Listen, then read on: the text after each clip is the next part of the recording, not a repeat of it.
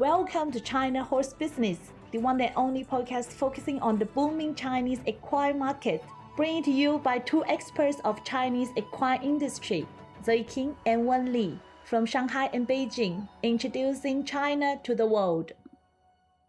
Good morning. You wouldn't believe that Beijing dropped the temperature so quickly that you can feel 2 seasons in one day. I took out my trench coat already. Well, thank God major equestrian competitions are coming to its season finale in Beijing, so riders and horses will not suffer too much outdoor. Let's tell our listeners what do we have for today's China news. On the 1st and the 2nd of October, the 15th Hungarian National Gallop was held in Budapest, and Miss Samantha Lam, Lin Zixin, joined the race, and she's the 5th Chinese rider to take part in the Hungarian national race. The National Gallop is the grandest of festivals on the grandest of scales. The race is located in the center of the capital, Hero Square. Since its first running in 2008, 5 Chinese jockeys have participated in, and 3 of them became the winners. Exactly. This is a very tough race to win, as it only lasts about 1,100 meters and has very short straights. I led the Chinese team in 2017 to compete in this race, and I could still remember hooves are pounding, dirt is flying, the crowd cheering, and most importantly, in that year, Chinese jockey Bai took home the winning trophy.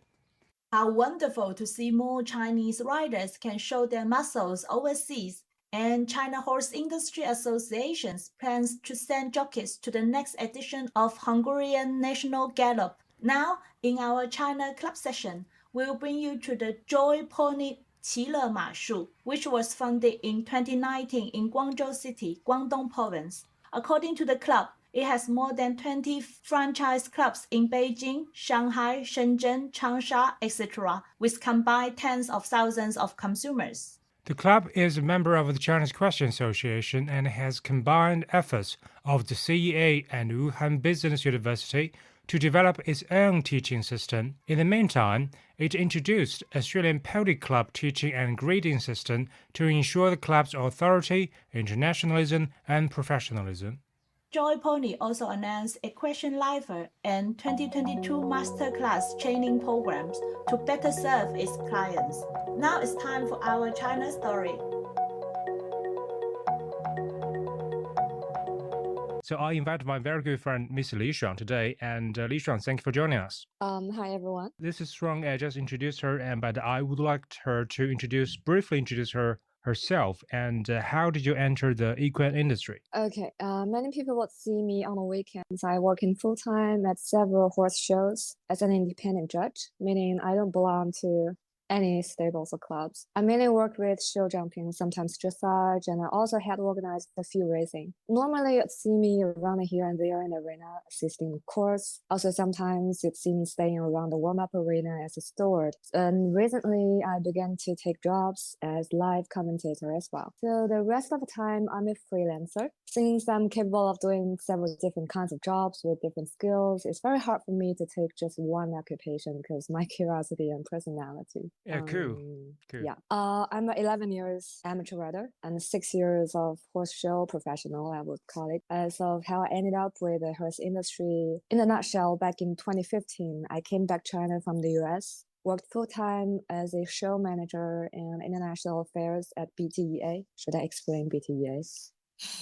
Yeah, you should explain that to the viewers and the listeners. Okay, BTA stands for Beijing Turf and Equestrian Association. So after this job, I went back to school, finished my master's degree, and then returned back again to equine industry as self-employed till the present. Good. So BTA is a very important equestrian association in China, and it has a lot of members in any province. And the second question I would like to ask, you had a joint MBA degree from Peking University and University College London, UCL, yet you now actively, as you said, participate in equestrian technical delegate, especially in course design and commentary. How's that? Right. I haven't met anyone with an MBA degree and had coming back from overseas, but working as an equine professional yet. It's quite unusual because you can't make big money here. Nothing compares to the tuition all over those years it has spent. You can't even tag yourself with any big name companies when parents or friends ask you. So a case like mine, I should have taken a job in consulting, finance, or internet companies, or at least bigger enterprises, like most MBA graduates would do. There's also, in other cases, adventurers went on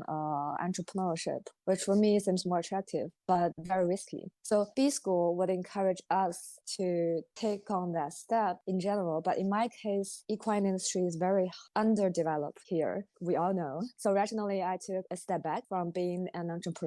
Here we got freelance as an occupation. It has unstable income, but it has much lower risk and much higher flexibility. It allows me to slow down my pace and look at where I'm going. And in terms of course design and commentary, like you may know or not, in mature markets like China, ordinary people get to know about equestrian through friends telling and commentator on live broadcast. Live commentary is, in my opinion, very valuable work, meaningful and critical because people can be bored watching a horse show as they don't understand what's going on. There's also no superstars that everyone knows, not a rider, not a horse. It's still a very small social circle of people who know and ride horses at this point. On the other hand, horse design probably is the most interesting job if you are a member of the ground jury, in my opinion. It requires deep knowledge of show jumping, the rules, the horse's ability, the arena condition, even sometimes the organization details. A good course could help rider and horses to excel to a higher level. That's why I love it, and I think it's also very important. Yeah, interesting, because I myself have been commentating on the horse racing for, well, half a decade, more than half a decade. I know how I know important, that. yeah,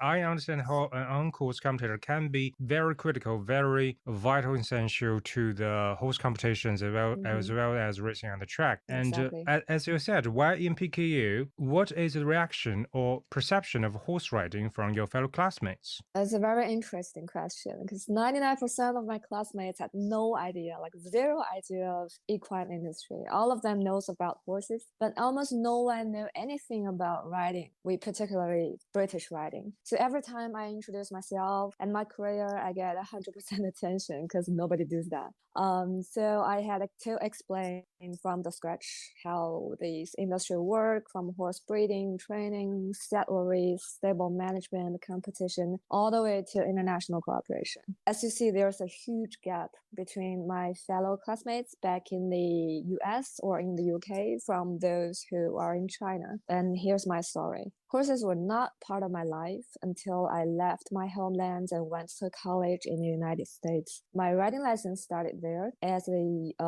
student athlete. I competed under the IHSA and USHAA, which is Intercollegiate Horse Show Association, and the US Hunter Jumper Association throughout my college years. And my college barn taught me how to ride, how to take good care of horses and stable management, how to host a horse show and such. That pretty much formed my knowledge of the world of horse and what defines a good rider or stable or show from the bad ones. And that had thorough impact later on my career, even though my academic discipline was nothing related to the horse. So after graduation, I picked up another job, quickly promoted to managerial level, but wasn't enjoyed so much. So 2015, I returned back to China to look for something more exciting. On one day, I wandered around the Chaoyang Park near my apartment. I watched a game that was the Longines FEI World Cup China League. I was totally shocked. I was shocked by what I saw, by how many people are actually seriously riding horses here in China. Turns out that was the sports weren't officially introduced to China until 2011. And when the first ever FEI event launched in Beijing, equestrian was still belonged to a very small population. So after a serious thought consideration, I postponed my consulting career, turned down an offer with a much higher pay, and decided to try something new, but something I liked very much. And after that, working in the industry actually intensely for 2 years. It gave me a deep understanding of this emerging market. Also, many things I saw, and I believe we could do a lot better. I just couldn't stop reflecting everything I learned in the classroom during my MBA studies back to the equine industry. That was when I realized that I care and love it so much to a point that I wanted to do more. I don't want to do anything else. So after graduation from B school, I made my mind of keep doing what's related to the horses. And many of my fellow MBA classmates are still finding their way out in terms of work-life balance and how to be happy after a long, weary office day. I'm not, because I'm happy when I see a horse. In that way, I'm very lucky. I'm lucky enough to find an industry that I really care, and an industry that had just started rolling, and I want to jump onto this car, spend most of my time on. Sometimes I'd rather invest myself in long term, and I'm okay with the opportunity cost. Great. I understand that how people or whole general public or amateurs can hear about horses and then just very curious. And for the show jumping, for the dressage, for the eventing, they would like to know how the disciplines are organized. But for me, for the horse racing commentator, when they heard about horse or horse racing, they turn a very surprising U-turn towards, wow, that's about horse riding. And I said, no, not necessarily. You just love the sport, the thundering, the sound, the hoof is pounding, dirt is flying, and that sort of thing. Just the true passion, the pure adrenaline about the sport. Nothing has to do about the betting, which could throw a few interesting elements into the sport, but not an essential part of it. Cool, and we just want to do it. yes, just for the love of it, for the fun of the sport. And as you always say, that competitions push the industry. And how did you draw such a conclusion? Because I do competitions like the horse show organizations a lot over these years. I always see competitions are like a show stage. It's a metaphor, and it's an easier way for people to see it. Think when we go to Broadway, when we go to Chicago, we look at actors and actresses. What do they wear and say? We also look at storyline, how is it be presented to the audience? We look at the stage, how is the setting being made and drawn, the lightings, the props. We listen to the sound, what kind of music they made, whether there's a live orchestra by the stage. We also look at the program in our hand, how many backstage people involved in there, where the actors or actress graduated were coming from, when is the next show, and how is the show season is planned out, and all this, right? And walking out of the theater, we may take out the cash and pay for the next show ticket. And all this is not only a show, it reflects on an invisible but very powerful industry chain. All the productions, all the presentations, all the people see, there's a lot behind it. So the same way, a rider, gear, horses, sponsored jumps, advertising boards, live broadcast, media reports, show schedule, tickets, audiences on and offline, and social network steering up economic around the show arena. Not only the competition level reflects how equine industry is developed in this particular area, but also how many participants, both riders and horses, and how many professionals are involved in a show. All this pushes the industry to become better and better over time. Exactly. That's what a competition pushed the industry forward and boosted the industry. Because I remember the first time I watched Uncle's dressage show, it was really, really difficult for me to understand what they were doing. That was very difficult to understand.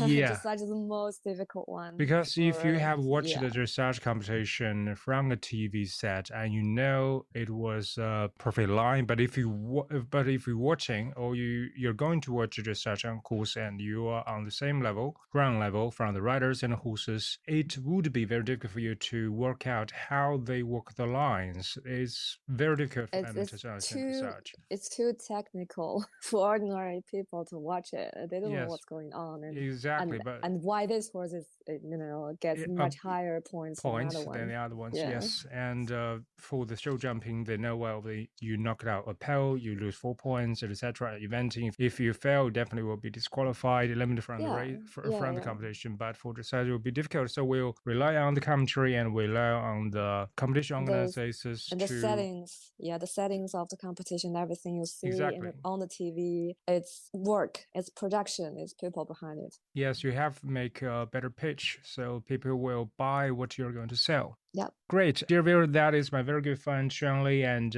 what she thought about the industry and about her career. And she is writing star in the course design and equestrian commentary. So thank you very much for your time. I know you're super busy and I'll get back to you. Sure, thank you, and it's a pleasure. Anytime. Okay, great. Thanks. Bye. Okay, bye. Please leave a comment wherever you listen to this podcast, as your feedback is how we can make it better. We just had our monthly China Horse Business Live, and the next one is coming.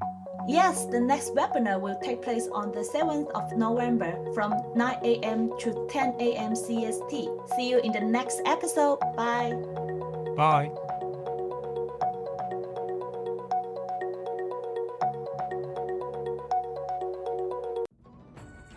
This podcast is co-hosted by Zoe King and Wen Li, powered by Wonder Horse, a business solution provider focusing on Chinese equine market and a bespoke equestrian community in China.